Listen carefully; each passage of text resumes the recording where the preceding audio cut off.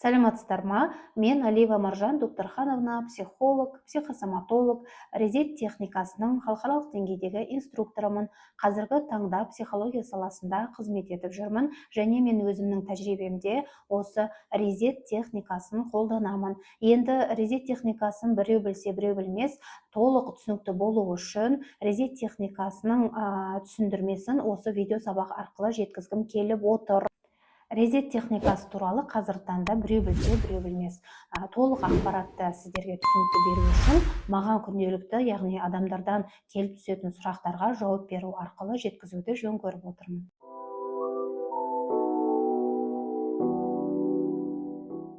Резет техникасы туралы мен сіздерге толық түсіндірме беріп кетейін. Резет техникасының авторы австралиялық Филипп Раферти, ол кісі өзі кинезиолог, телесно-практик, өзінің тәжірибесінде осы резет техникасын ойлап тауып, қолдану барысында жетістіктерге жеткеннен кейін, біраз нәтиже көргеннен кейін бұл техника 50-ден аса мемлекеттерге тарай бастады. 2012 жылдан бастап қазіргі таңда Қазақстанда мамандар, басқа да адамдар өздерінің тәжірибелеріне өте қарқынды қолдануда. Және сол қолданушылардың бірі мен, яғни өзімнің осы психология саласында клиенттермен жұмыс жасау барысында резет техникасын өте жақсы қолданамын. Және нәтиже көргеннен кейін клиенттермен мен резет техникасына акцент қойып, осы техниканың адамдарға қаншалықты пайдалы екенін жеткізгім келеді. Және резет техникасы аудармасында перезагрузка деген мағынаны білдіреді, яғни денені психологиялық, моральды, эмоционалдық түрде жаңағы қалыпқа келтіру, перезагрузка жасау. Өйткені біздің денеміз де көмекке мұқтаж.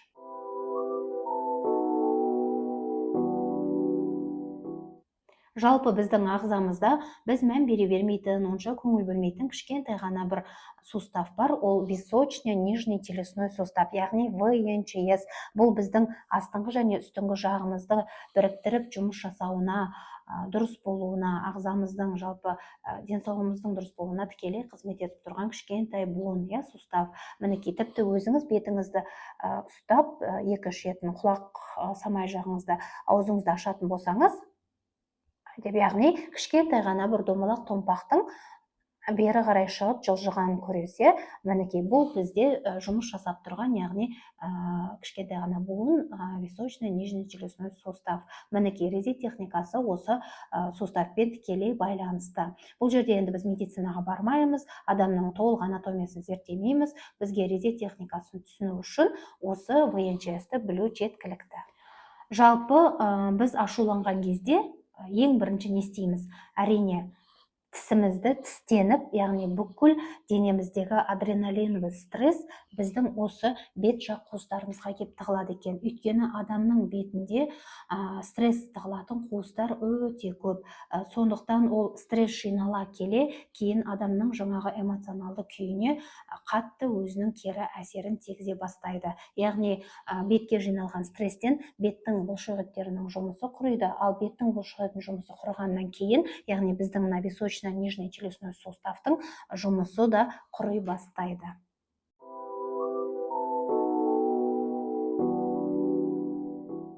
Енді мен жалпы бұл резет техникасын не үшін қолданамын?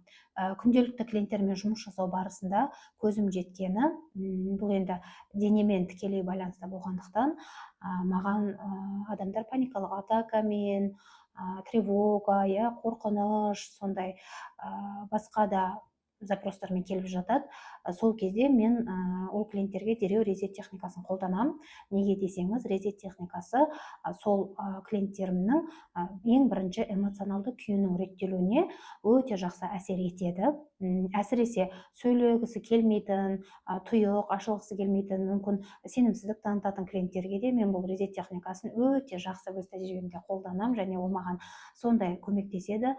Өйткені адамның бірінші эмоционалды күйі реттелмей, оның басқа да запростары шешілмейтініне мен жұмыс барысында көзім жетті.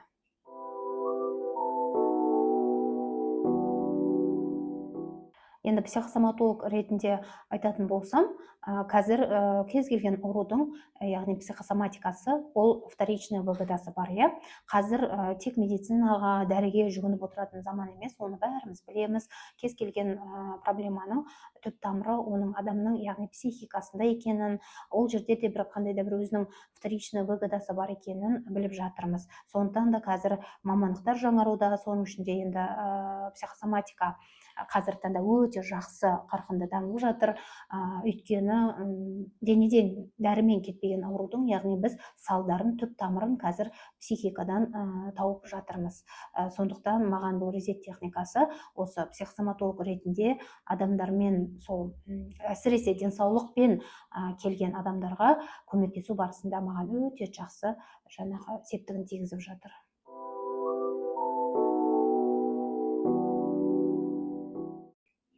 Резет техникасы стресске қарсы сауықтыру техника болғандықтан, мен оны өз тәжірибемде балаға да, үлкен адамдарға да қолдана беремін. Енді мен қандай запрос кезінде қолданамын, яғни резетті кімдерге жасауға болады? Балада егер энурез болса, кекештену кезінде, яғни тұтығу кезінде, тіпті резетті ЗРР, ЗПР балаларға да қазіргі таңда қолдануға рұқсат берілуде. Сосын синдром СДВГ кезінде қолданамыз балаларға. Паникалық атака, үрей, қорқыныш, бессонница, аллергия, сосын созылмалы шаршау, стресс, бас ауру, мигрен кезінде де өте жақсы көмекке келетін техниканың бірі. Бағана жоғарыда айтып кеткенде, яғни денсаулық жағынан да, эмоционалды жағынан да адамға көмекке келетін мықты палка-выручалка деп айтсам, өтірік айтқаным емес.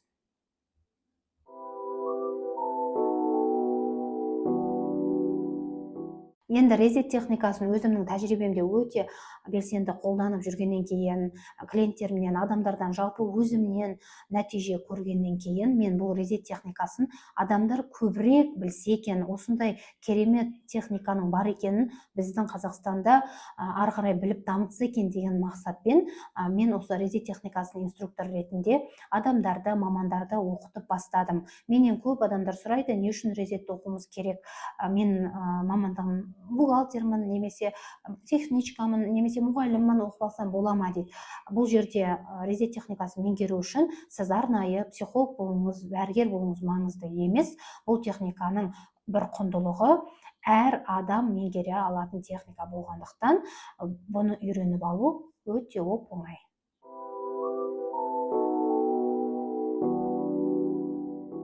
Резет техникасын үйрену үшін медициналық дипломның қажеті жоқ. Бұл техниканың құндылығы осыда, яғни біз адамның анатомиясына, медицинаға бармай-ақ бұл техниканы жеңіл әрі оңай түрде меңгеріп аламыз.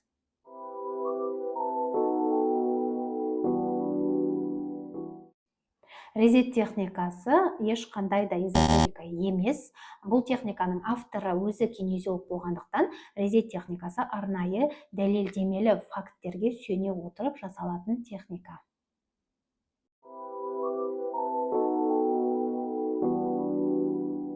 Резет техникасы ешқандай да гипноз емес.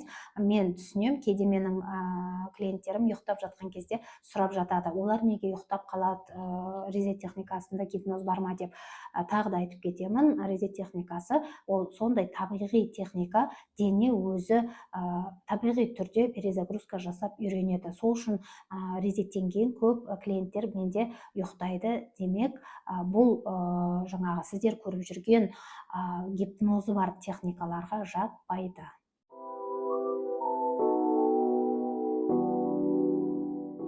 Резетті жасап жүріп, дәрі ішуге бола береді. Сіз егер ауырып жүрсеңіз, емделу процесі болып жатса, тіпті резет техникасын өзіңізге күнде жасауға болады. Ол сіздің емделу, жазылу процесін резет техникасы жылдамдатады. Керісінше көп адамдар жаңағы витамин ішсе де, БАД ішсе де ешқандай әсер етпеді, көмектеспеді деп жалғыз деп жатады ғой. Неге? Өйткені дене стрессте болғандықтан кейде ол дәрілерді қабылдамайды. Ал сіз дәрі ішіп жүрсеңіз, витамин қабылдасаңыз да, резетті жасап барып ішетін болсаңыз, ол сіздің ағзаңызға өте сіңімді, яғни жақсы процесін береді, яғни емді де жылдамдатады.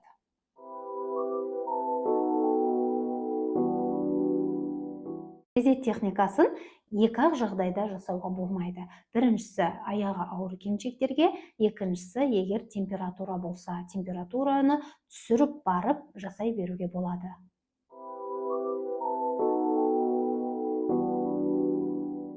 Жалпы резет техникасының инструктор ретінде қазіргі таңда мен осы резет техникасын оқытып үйретіп жатырмын. Ол жерде кімдер оқи алады резетті? Психологтар, психосоматолог, остеопат, массажист, логопедтерге өте керемет таптырмас техниканың бірі. Және де резет техникасын өзіңіз үшін де, үйдегі бала шағаңыз үшін де үйреніп алсаңыз да, сіз үшін керек техникалардың бірі. Бұл жерде арнайы мына мамандар меңгеру керек деген заңдылық жоқ. Айттым ғой, резет техникасы өте жеңіл, оңай техника болғандықтан, бұл техниканы әрбір адам тіпті өзі үшін меңгере алады. Және резет техникасының бір құндылығы, басқа техникалардың айырмашылығы деп айтсам да болады. Бұл жерде өзіңе өзің жасай алатын позицияң бар. Мысалы, мен клиенттерді қабылдаймын. Бізде кейде адамдардың ауыр энергетикасын қабылдап қоятын кездеріміз болады.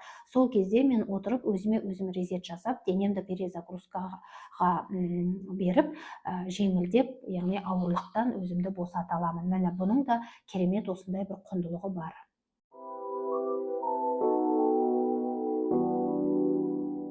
Резет техникасын мен тек қана 2 күн ғана оқытып қоймаймын. Оқытқаннан кейін мен өзіміздің ортақ чатта шәкірттерімді, яғни қолдап отырамын. Бұл жерде олар сұрақ қояды, білмей қалған жерлерінде тәжірибе алмасамыз, яғни оқытып қана жібере салмаймын. Ол адам ары қарай резет жасап жатыр ма, жасау барысында қандай өзгерістер, қандай жақсы нәтижелер болып жатыр, сол нәтижелермен бөлісу барысында, яғни үнемі бізде ортақ чатта клиенттермен осындай қолдау бар. Тіпті Алматы қаласының шәкірттері келіп маған жасайды, мен оларға жасаймын, солай бір-бірімізге энергообмен жасап жататын кездеріміз бар.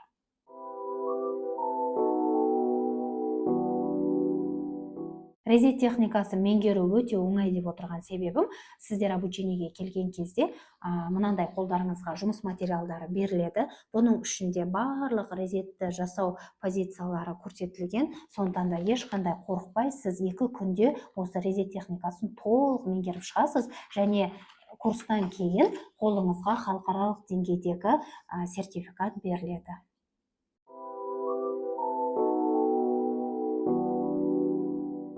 Бұл енді ең көп қойылатын сұрақтардың бірі.